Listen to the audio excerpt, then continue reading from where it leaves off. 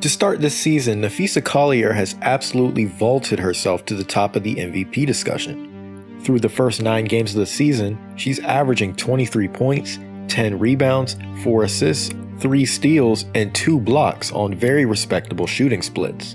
And after coming off a career year in 2023, Collier looks to have taken another leap as both an isolation scorer and a short roll passer. But to me, what stood out the most about Collier's game through the first week of the season has been her remarkable defense.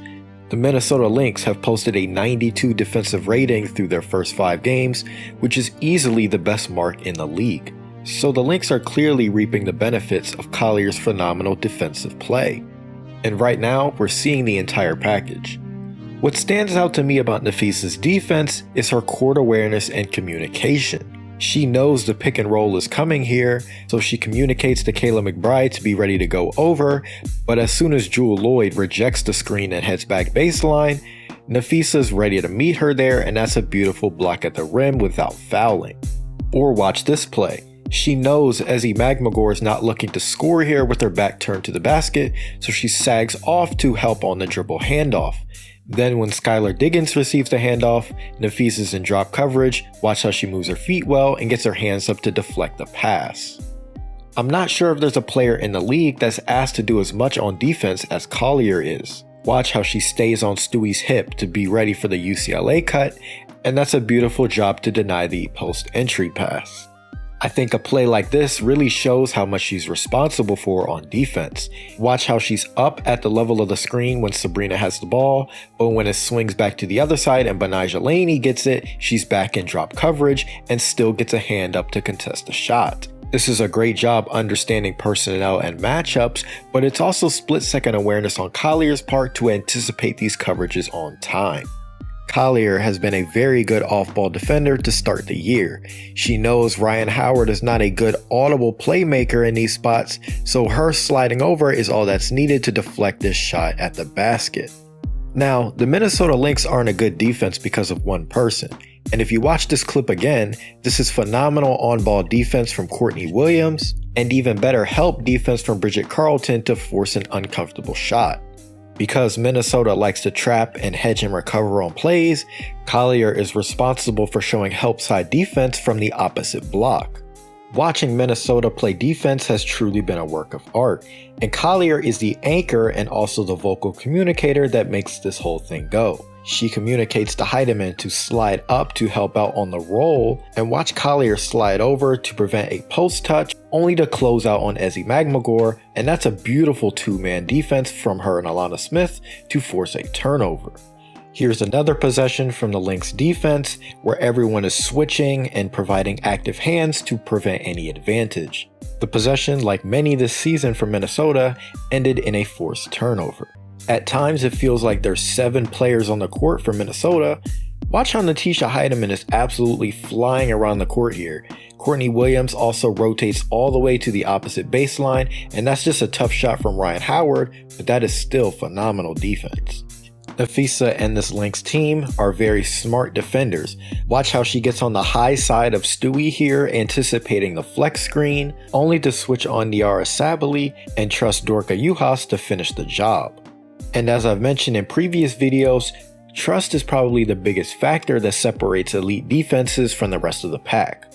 Collier can slide over to block Jewell Loyd's shot at the rim because she trusts Alana Smith to pick up her rotation to the dunker spot. Being a good help defender is also knowing who you can and can't help off of. In this case, Collier knows she can help off of Ezi Magmagor because she's not a great outside shooter on high volume, so this puts her in position to blow up this pass to a cutting Jewell Loyd. Again, here's another play where Collier is always seeing the ball. She rotates over just in time to stay vertical and block Ryan Howard's shot at the basket. Collier's defense has been remarkable to start the season, and yet it feels like her offense has been even better. Her decision making in the short roll has been a thing of beauty this season, floating this one in from the mid-range. But on other plays where the defense looks to jump her in these situations, she's comfortable making the quick short roll pass to an open shooter. Notice how on these plays she's always keeping her eyes up. One quick glimpse at how the defense is playing her is all she needs to make the right reads. This ability is extremely valuable in high-level settings because when you're playing next to skilled guards, teams will often look to trap and make frontcourt players make difficult decisions. But for Fee, these plays are too easy. On this play, the defender stays in the paint anticipating the screen and roll, which invites Fee to try something different, a fadeaway on the baseline. As a big, having that great of a touch around the basket invites other opportunities that most players cannot try. And this takes us to the final and perhaps the most impressive part about Napheesa's game to start the season, her post scoring. Last season, only 5 players in the WNBA attempted more post-up opportunities than Napheesa Collier, and of those 5 players, only Brittany Griner, Asia Wilson, and Jonquel Jones were more efficient. A 1.04 points per possession on these actions is very good, and even though that number is not quite there to start the season, teams still treat her as one of the best post-up players in the league. On most possessions, she's doubled from one pass away, and that's where Napheesa's great passing and playmaking can kick in. But if defenses decide to play these actions straight up, she is crafty and has excellent footwork to be able to punish these plays one-on-one. She loves this little up and under move when she's on the left or right block, where she pretends like she's going up for a fake and then slips under for an easy layup. Whether she drives back middle or to the baseline, this allows her to be able to process where the double is coming from and make a play accordingly. One thing you'll also notice when she gets great post position is how good she is at sealing her defender. She's an excellent screener, so when she gets the switch, which is almost automatic, she does a great job preventing any advantage from being taken away. On this play, Minnesota runs staggered screens to get Napheesa on Ryan Howard, and notice how long she fights to maintain that good post position until the guards can throw it into her and she draws a foul. This screen and seal has been a staple of Minnesota's offense to start the season, and because their guards are great entry passers from these spots, when Napheesa is able to get good inside position, these are almost guaranteed scores 95% of the time. Collier is probably one of the most fundamentally sound players I've seen in a while, and it's no surprise that she has emerged as one of the leading MVP candidates to start the season. So make sure you buy all your MVP stock now, because this version of Napheesa Collier is unlike any that we've seen before.